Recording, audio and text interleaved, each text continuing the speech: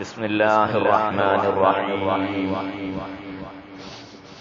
ولقد أضل منكم جبلا كثيرا أفلم تكونوا تعقلون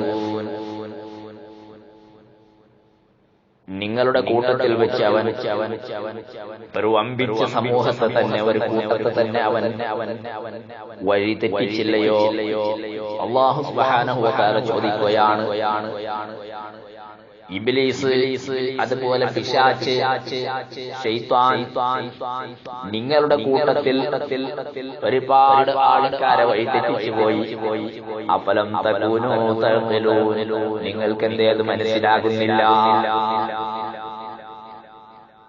കാരണം ഇബ്ലീസിനെ സൃഷ്ടിച്ചത് തന്നെ, ശൈത്താന്മാരുടെ ഉദ്ദേശം തന്നെ ജനങ്ങളെ വഴിതെറ്റിക്കലാണ്.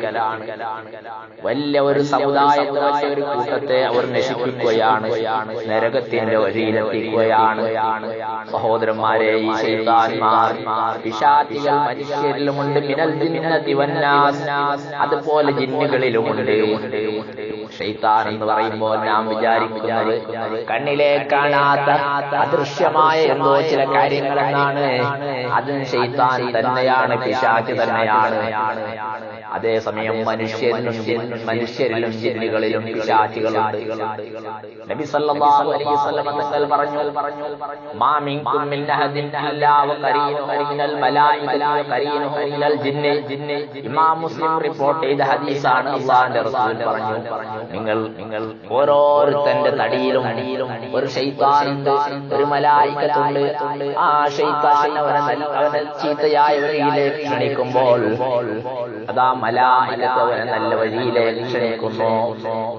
മലായികത്ത് നിസ്കരിക്കാൻ പള്ളിയിലേക്ക് വരാൻ പറയുന്നു, നോമ്പനുഷ്ഠിക്കാൻ പറയുന്നു, അല്ലെങ്കിൽ നാളെ ആഖിറത്തിൽ ഉണ്ടാകുന്ന ഭീകരമായ ശിക്ഷകളും അദാബുകളും ഓർമ്മപ്പെടുത്തി തരുന്നു.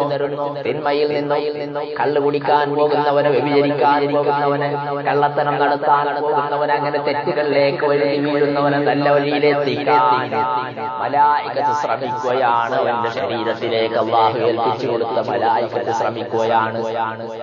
ഇത് പറയുമ്പോൾ റഖീബ് അതീദ് എന്ന മലായികത്താണോ? അവരെല്ലാം, കാരണം അവരുടെ ഡ്യൂട്ടി തന്നെ വേറെയാണ്. അവർ നമ്മുടെ നല്ലതും ചീത്തതും ചെയ്താൻ വേണ്ടിയുള്ളവരാണ്. ആ മലായികത്തുകളല്ല, ഇത് സ്പെഷ്യലായിട്ട് മറ്റൊരു മലായികത്താണ്. ഇത് എല്ലാ മനുഷ്യന്റെയും ശരീരത്തിലുള്ള മലായികത്താണ്. എന്നാൽ അല്ലാഹുവിന്റെ റസൂൽ പഠിപ്പിക്കുകയാണ്, നാം നല്ല കാര്യങ്ങൾ ചെയ്തു, നിസ്കരിച്ചു, തസ്ബീഹ് ചൊല്ലി, അല്ലാഹുവിന്റെ ഹബീബായ നബി സല്ലല്ലാഹു അലൈഹി വസല്ലം തങ്ങളുടെ മേൽ സ്വലാത്തും സലാം അധികരിപ്പിച്ചു, മഹാന്മാരെ നാം സ്നേഹിച്ചു, നല്ല കാര്യങ്ങൾ ജീവിതത്തിൽ ചെയ്തു. ഇങ്ങനെ ചെയ്തപ്പോൾ അല്ലാഹു സുബ്ഹാനഹു വ തആല അവന്റെ മലായികത്തിന്റെ പവർ കൂട്ടുകയാണ്, വോൾട്ടേജ് കൂട്ടുകയാണ്. സഹോദരന്മാരെ, പവർ കൂട്ടിയാൽ എന്താ ഉണ്ടാവുന്നത്? ആ മലായികത്ത് പറയുന്ന കാര്യം മലായികത്തിന് കഴിവ് കൊടുക്കുകയാണ്. മലായികത്തിന്റെ വോൾട്ടേജ് കൂടിയപ്പോൾ ആ മലായികത്ത് നല്ലതിലേക്ക് മാത്രമേ ഇവനെ കൽപ്പിക്കുകയാണ്, ആദേശിക്കുകയാണ്, നിർദ്ദേശം കൊടുക്കുകയാണ്, ഓർഡർ കൊടുക്കുകയാണ്. അതേസമയം അവൻ തെറ്റിലേക്ക് പോയാൽ, അവൻ തിന്മ ചെയ്താൽ, അവൻ ഹറാമുകൾ ചെയ്താൽ, അല്ലാഹു സുബ്ഹാനഹു വ തആല ഇഷ്ടപ്പെടാത്ത കാര്യം ജീവിതത്തിൽ വന്നു പോയാൽ, പടച്ച റബ്ബിന്റെ പേടി ഖൽബിൽ നിന്ന് പോയാൽ, ആ സമയം അവൻ തിന്മയിലേക്ക് പോവുകയാണ്. കാരണം ജിന്നിന്റെ വോൾട്ടേജ് കൂടി, ജിന്നിന്റെ പവർ കൂടി, അത് സ്ട്രെങ്ത്ഫുള്ളായി. ആ സമയം അവനെ തെറ്റിലേക്കാണ് പറയുന്നത്. ചില ആൾക്കാർ തെറ്റിലേക്ക് തന്നെ പോകും, ചില ആൾക്കാർ നല്ലതിലേക്ക് തന്നെ പോകും. നല്ല വഴിയിൽ പോയവർക്ക് തെറ്റ് ചിന്തിക്കാൻ പോലും പറ്റൂല.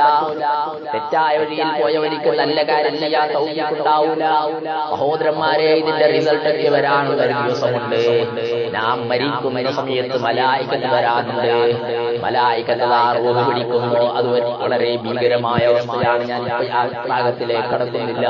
എന്നാൽ റൂഹ് നമ്മുടെ ശരീരത്തിൽ നിന്ന് ഇറങ്ങിയാൽ അതാ മലായികത്ത് അല്ലാഹുവിന്റെ സന്നിധിയിലേക്ക് കൊണ്ടുപോകുന്ന രണ്ട് കാര്യം കൂടി മനുഷ്യന്റെ ശരീരത്തിൽ നിന്ന്. ഒന്നവന്റെ ആത്മാവാണ്, അവന്റെ റൂഹാണ്. മനുഷ്യന്റെ ശരീരത്തിലുള്ള റൂഹാണ്. ആ റൂഹിനെ മലായികത്ത് കൊണ്ടുപോകും. സുബ്ഹാനല്ലാഹ്, അതിങ്ങനെയാണ് എടുക്കുന്നതെന്നറിയോ? വളരെ ഭീകരമായ അവസ്ഥയാണ്. സുബ്ഹാനല്ലാഹ്. അവന്റെ ശരീരത്തിൽ നിന്ന് റൂഹ് പുറത്തേക്ക് എടുക്കുന്നത്, അവന്റെ തടിയിൽ വേദന അനുഭവപ്പെടുന്നത്, കയ്യിൽ നിന്നും കാലിൽ നിന്നുമാണ് മരണവേദന അനുഭവപ്പെടുന്നത്. അങ്ങനെ അനുഭവപ്പെട്ട വേദന അവന്റെ നെഞ്ചിലേക്ക് ഇറങ്ങിയാൽ അവന്റെ തൊണ്ടക്കുഴിയിലൂടെ തുറന്നു വെച്ച വായിലേക്ക് ഒരു ഇരുമ്പിന്റെ കൊളുത്ത് പോലത്തൊരു സാധനം മലായികത്ത് വലിക്കുന്നു. കയ്യും കാലും അനക്കാൻ പറ്റാത്ത അതാ സീവിയർ പനിഷ്മെന്റുമായുടെ വേദന അനുഭവിക്കുന്ന ഈ മനുഷ്യന് അതാ റൂഹിനെ ഇങ്ങനെ വലിച്ചെടുക്കുമ്പോൾ ലോകത്ത് അവനിക്ക് സഹിക്കാൻ പറ്റാത്ത വേദനയാണ്. അതുകൊണ്ടാണ് മരണവേദനയിൽ വെപ്രാളപ്പെടുന്ന മനുഷ്യന്റെ തൊണ്ടയിലേക്ക് വെള്ളം എത്തിച്ചാൽ ആ വെള്ളം ചിലപ്പോൾ പുറത്തു വരുന്നത് കാണാം. കാരണം എന്തേ? നമ്മുടെ കണ്ണിൽ കാണുന്നില്ലെങ്കിലും മലായികത്ത് റൂഹ് വലിക്കുകയാണ്. നിങ്ങൾ ചിന്തിച്ചു നോക്ക്, ഒരു സാധനം അങ്ങോട്ട് വലിക്കുന്നു, വൈപ്പർ കൊണ്ട് വെള്ളം ഇങ്ങോട്ട് വലിക്കുന്നു, അതേസമയം വെള്ളം കീപ്പോട്ട് ഞാൻ അങ്ങോട്ട് പാറിപ്പിച്ചു കൊടുക്കുന്നു. ആ വെള്ളമാണെങ്കിൽ ഇങ്ങോട്ട് തന്നെയാണ് തിരിച്ചു വരിക, കാരണം വൈപ്പർ അത് വലിച്ചെടുക്കാണ്. എന്ന പോലെ റൂഹ് വലിക്കുന്ന സമയത്ത് അവയ്ക്ക് സഹിക്കാൻ പറ്റാത്ത വേദനയാണ്. അതേസമയം അവനിക്ക് ദുനിയാവിലുള്ള സകല കടലിലൊക്കെ വെള്ളം കുടിപ്പിച്ചാലും അവന്റെ ദാഹം തീർന്നു പോവുകയില്ല. മുഹമ്മദ് സ്വല്ലല്ലാഹു അലൈഹി വസല്ലം പറയുകയാണ്, അതേ സമയത്ത് ഇവന്റെ വെള്ളമാണെങ്കിൽ തൊണ്ടയിലേക്ക് ഇറങ്ങാൻ പറ്റുന്നില്ല. ഇത്തരം ഒരു ഭീകരമായ ഒരവസ്ഥയാണ്. ഇങ്ങനെ അവന്റെ ശരീരത്തിൽ നിന്ന് രണ്ട് വസ്തുക്കളാണ് എടുക്കുന്നത്. ഒന്നവന്റെ ആത്മാവാണ്, പിന്നെ നമ്മുടെ ശരീരത്തിൽ പതിപ്പിച്ച ഒരു മെമ്മോറിയുണ്ട്. എന്താണ് ആ മെമ്മോറി എന്നറിയോ? നമ്മുടെ നല്ലതും ചീത്തതും ബഹുമാനപ്പെട്ട രണ്ട് മലായികകൾ എഴുതി വെച്ച കാര്യം.